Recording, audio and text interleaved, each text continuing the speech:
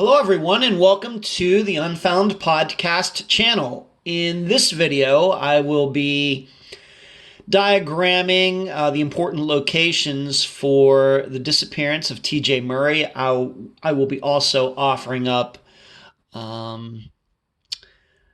little bit of analysis here, and I'll be talking a little bit about the interview that Detective Rizk did last year regarding TJ's disappearance. That is an interview that you can find on YouTube, and I've linked to it in several different locations. I also want to remind you, I've said this before, these videos are not meant to take the place of the podcasts that come out every Friday. The audio episodes of Unfound offer up the most information. These videos simply are supplementals if I think that something can be better explained by giving you some visuals, which is certainly the situation, I think, with TJ's case. Also, as you're watching, I would appreciate it if you could give this video a thumbs up. Please like it, and if you are not yet a subscriber to the Unfound podcast channel right here on YouTube, I hope you will consider doing so. All right, what you are looking at here is Spring, Texas, a very, very small section of Spring, Texas. And I'm going to point these different locations out, and I'm going to use my old trusty pencil here to do that. Here is the 19th hole bar mentioned in the episode. Over here is On the Rocks Sports Bar and Grill, once again mentioned in the episode. And then most importantly, here is Rookie's Sports Bar and Grill. I think what you can see very quickly is these three locations are very, very close to each other. I think right now, if I'm looking, you can see the legend down here in the bottom right-hand corner. What is it?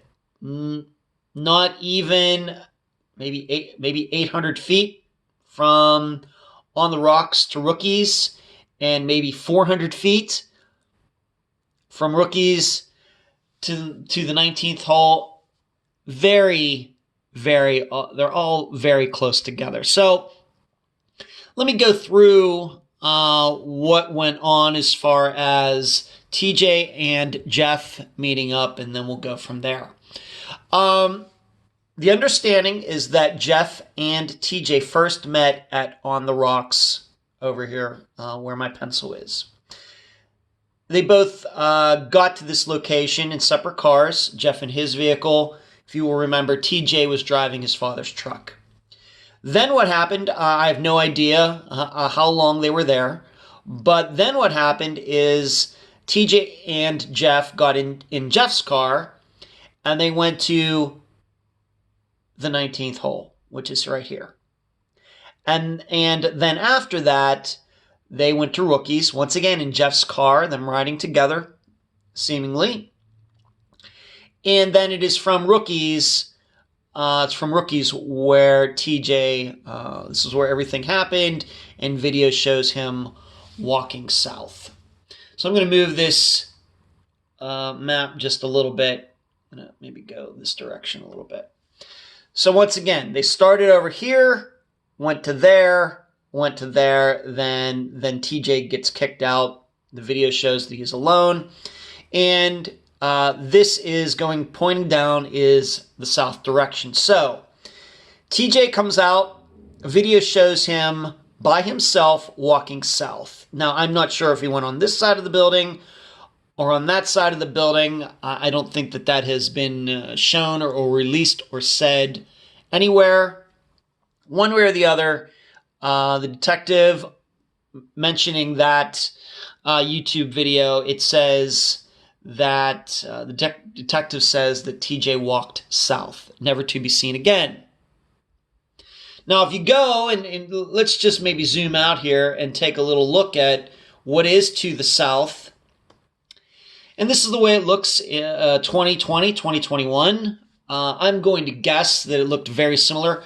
in 2011, although I will tell you that if you go back and look using Google Earth Pro, this area over here has certainly changed between 2011 and 2020. Back in 2011, I think we'll find a few ponds here, but it looks like they're doing some development there now. That's all been filled in at some point in 2020.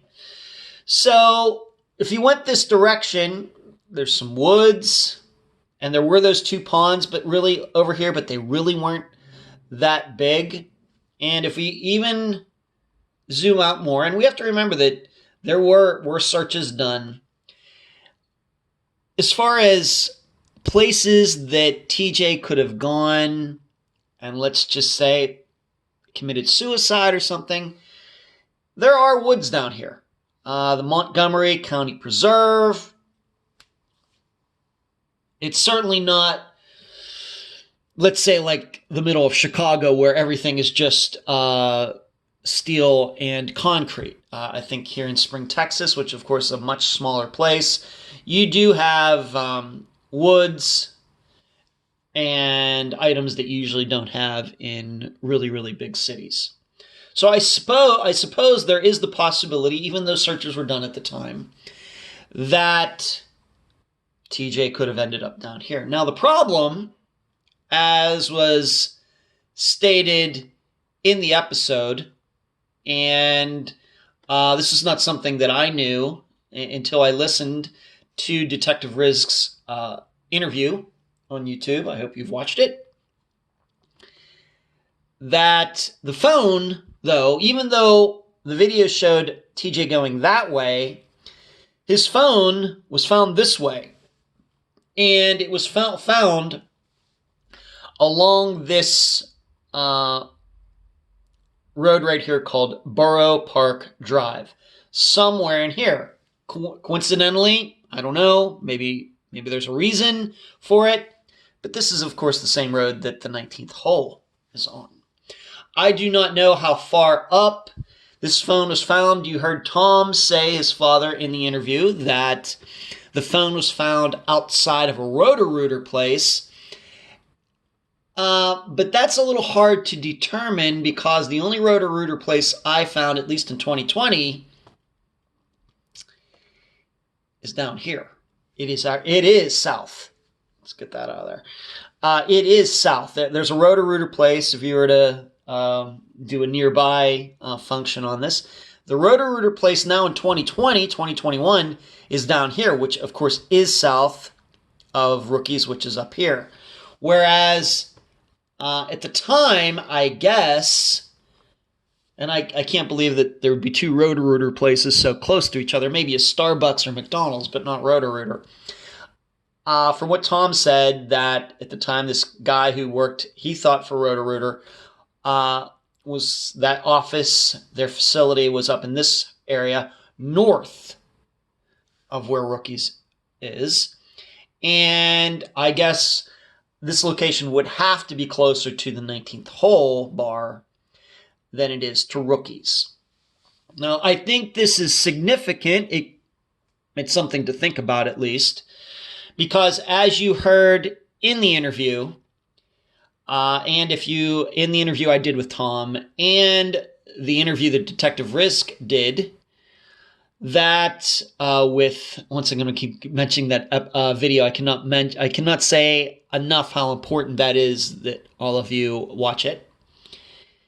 That in the original investigation in 2011, once police got involved, it was discovered that not only did TJ himself have a problem down here at Rookies, slapping that young woman, but seemingly at the 19th hole, they also had a problem with somebody.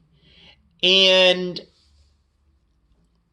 the issue right now is that information came from Jeff himself. He told police back in 2011, and I'm guessing this is only reports taken at the time. Jeff told them, yeah, we had a problem with somebody or a person or persons at the 19th hole. Well, I talked to Jeff, and he says he has no recollection of that. He doesn't remember that, doesn't remember thinking that, nothing. It's just all facts. You have to remember, though, it's been 9 years.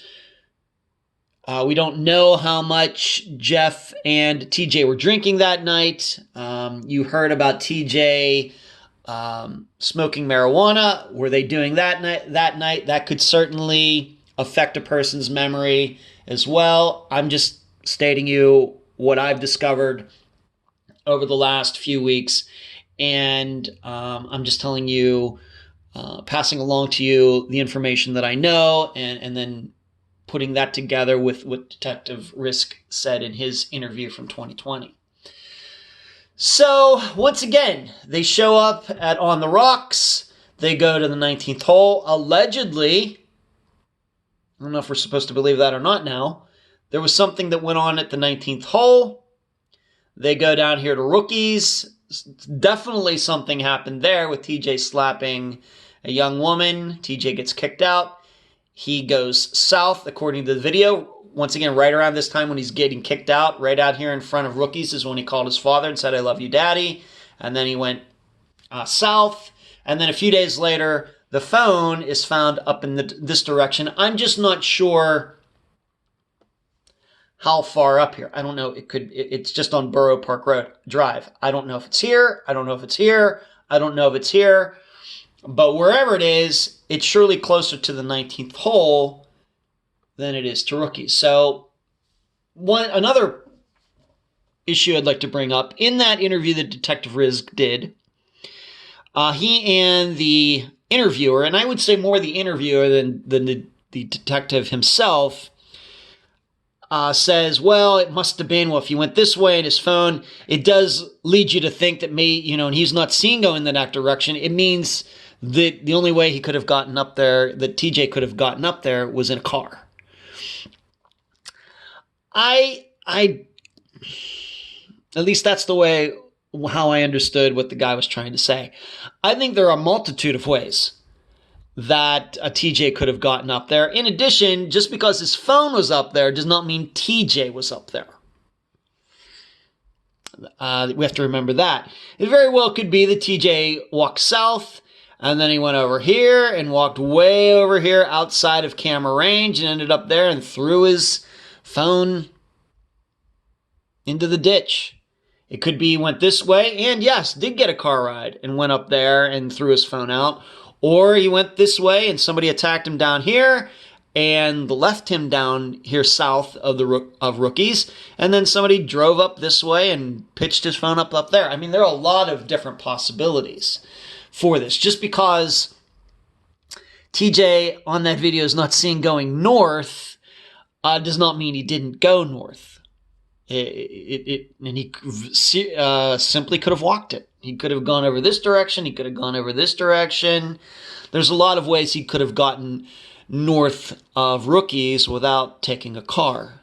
But I reiterate that just because his phone was found north of Rookies does not mean that TJ himself was north of Rookies after he is seen walking off camera at Rookies.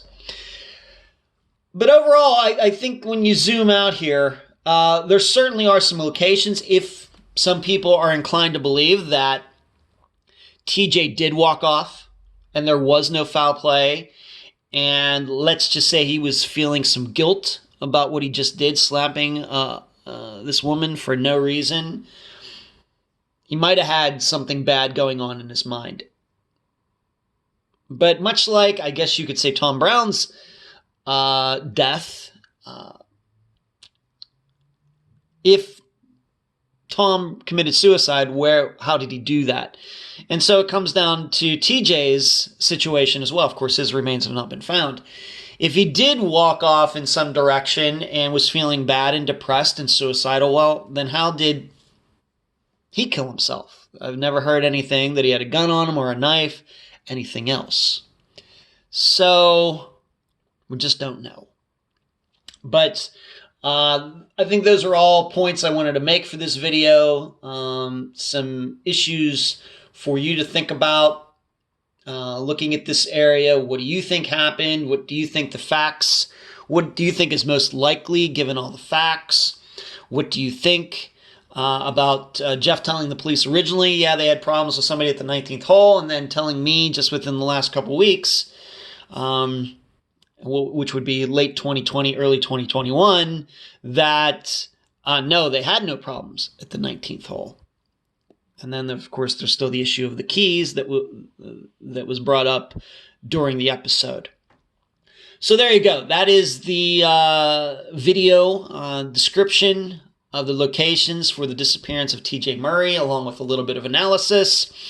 And once again, do not forget to like this video, subscribe to this channel, and if you'd like, become a Patreon member. Patreon.com/Unfound Podcast, or you can contribute to the program at PayPal. PayPal.me/Unfound Podcast. Thanks.